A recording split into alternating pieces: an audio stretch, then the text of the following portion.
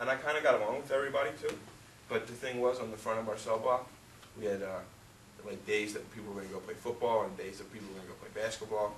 And sometimes we play against other cell blocks and just other teams and stuff. So so I knew what days they were going, and you got an extra yard if you wanted to go out and play ball. So I wanted the extra yard. I wanted to run and play. I don't think I told you guys about, I have, even though I'm hurt now, but I had always been born and I was built with this natural ability of speed. You know, I'm just one of those guys that when I was a kid, my legs would run faster than the rest on the top of my body, and I kind of would lose balance a lot, and I would roll a sock up in the ball and throw it across my house and run and go catch it. Like if I was doing that nowadays, it would give me fucking drugs, you know what I mean? But back then they just said I was a hyper kid and I was super fast. So at the time, there was a wide receiver. I'd go out to go play football. There was a wide receiver out at the time named Steve Largent. And Steve Largent was like Wes Welker, if any of you guys follow football. That's who Steve Largent was. He was like the Wes Welker of his time. And that's what the kids started calling me, was Steve Largent, because I go out and play football with all these black kids, and we go play the other teams, but I was fucking good, even though I was like this skinhead. And I remember my first job when I walked out there was when I said I wanted to play, and they were like, now I played with the Aryans, so don't get me wrong, I did not play with them, but they fucking sucked. So I would get like 16 touchdowns a game, and no one can catch me, and I was running backwards on them, you know, like just, it wasn't like just fun, you know. So when I showed up to play with these guys, the first job they gave me was kickoff returns, knowing that once I got the ball, they weren't going to fucking block for me, and they were just going to let me get my head ripped off, and I would quit playing, and they would go back to the all-black football team or whatever, you know. So the first kickoff return I get, no one expects it of me. They had not seen me really play yet. I go up and I make this little juke move, go to the corner, and there's this big guy going to chase me, and he ain't going to catch me, but he's just about to catch me, so just to add a little bit to it, I put this little spin move on him, and as I do the spin move, I reverse the ball so that I don't expose the ball to getting hit. And for anyone that plays football ever knows this guy knows what the fuck he's doing, right? So I run the ball all the way back. Now, the only guy that's with me, that can keep up with me, is another kid on our team, and he's running right alongside me, like, not blocking, just running alongside me, and he's just, like, screaming, like, run, white boy, you know, and just, you know, fucking around. And I get to the end zone, and I throw the ball down. I don't want to, like, spike it or act like an idiot. I want to act like I've been there before. So I wait for, I'm hoping that when my team catches up to me, they're all going to say, man, nice fucking run, you know, good job, nice cut, you know, whatever. And all they said was, you were fucking scared, wasn't you? You ran scared. And I was like, yeah, I ran scared. I was like, dead on. I was like, yeah, they were going to fucking kill me if they caught me. And the other team told me that as soon as they caught my white ass, I was done. So, because there is no flags, there is no ref. A late hit is very acceptable, you know. And so it's borderline rape when you get tackled, really, you know. So I just would get up and run. So anyway, after that, they started asking me if I would play more. I played basketball. I was always pretty good at dishing the ball off, and I played with, you know, 3 other guys. I played with 5, but I had 3 guys that I played with consistently that could all alley-oop with me, and I'm really good at throwing up alley-oop passes and, you know, one-handing them over to them, and just pretty good. So so those guys liked when I played. And it was always the same guys I played basketball with, or the same guys who were on the football squad. So when we walk back to the cell block, and this is where it's different, is when we walk back, we'd always talk about the same thing, 100% of the time. The girls. You know, who was the last girl you were with? And what'd you guys do? Do you have any baby? Me, and there was this kid, Jello. He already had a kid, and then there was G, and G had a kid on the way, like I did, because I had a baby on the way. And then there was like Tony, who we kind of hung out with. Tony was a little bit older. Tony was like 19, and we were all like 17. So Tony, we were like young bucks to Tony, even though we were all kind of like the youngest guys in the prison. But we all kind of related in that way, because if I went to my older Aryans and said, hey, I want to talk, my girlfriend wrote me this letter and I don't know how to take it, can I read it to you? They'd be like, dude, and I'm just going to tell you what they said. So they'd be like, dude, your girl's blowing your boys. That's what they do when you're in here. Get over it. You know, right now, as we're talking, your girlfriend is blowing your friend. That's what they do.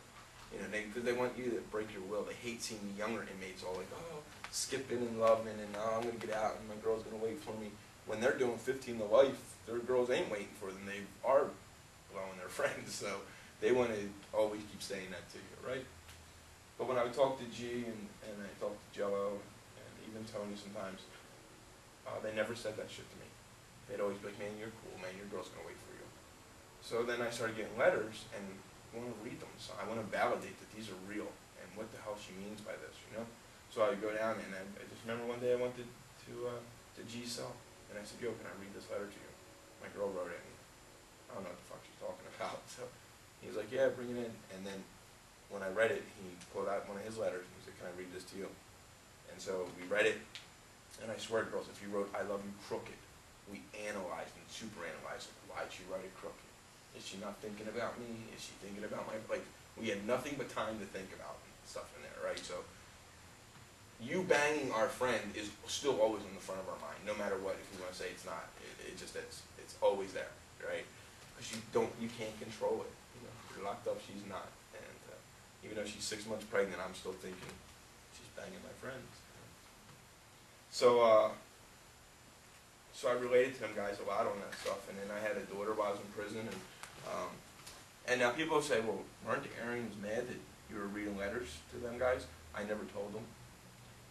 Were they mad that I played sports? Not at all, because the Aryans real quick had heard how good I was. They'd seen how good I was because we were fucking 16 touchdowns a game on them when we played. So they knew that I was good enough to hang with anybody, and they thought I was just a white boy showing them what I could, you know, showing them up kind of type thing, you know. So they didn't mind, and I wasn't going to stop playing if they did. I had enough ranking here to tell them to go fuck themselves. So, but I never did. It was not an issue. I still hung with my Aryans every day. I still went to work out with them. I still helped them sell drugs in there. I still helped them do whatever they had to do. I did that every day with them still. Just my football time was my football time, and you know. So anyway, I get released from prison, I do my time, I get out, I go to see my daughter. She's about 6 months old when I get released, and I was supposed to get her for Easter. So Easter, I go around and I hide Easter eggs all over my house. And I'm like, she's 6 months old and I'm hiding them on top of fucking refrigerators. I'm like, oh, she can't even walk yet.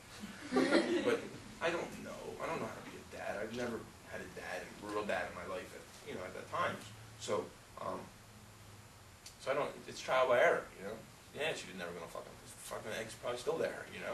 So, but her mother stands me up on Easter, and in some ways, and she's apologized to this day because now we're friends, but she apologized to me later on in life, you know, years and years later, where she thought she was wrong for doing that.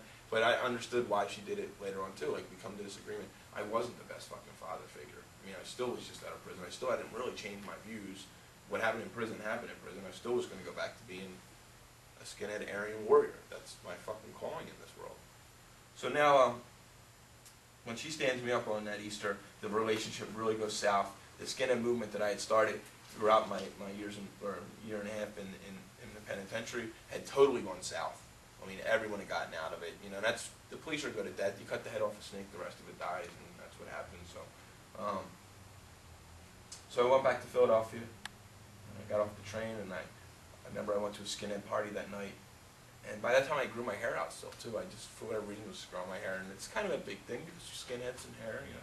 But I show up and everyone's, man, what's going on with the hair? But they still seen all the tattoos and knew that I still believed it. And I got to tell you, in a way, I came home a legend.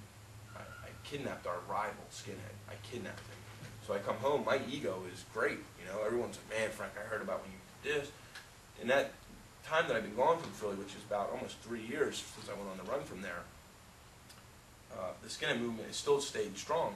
For those of you who don't know, southern Pennsylvania and Pennsylvania in general was the leading hate state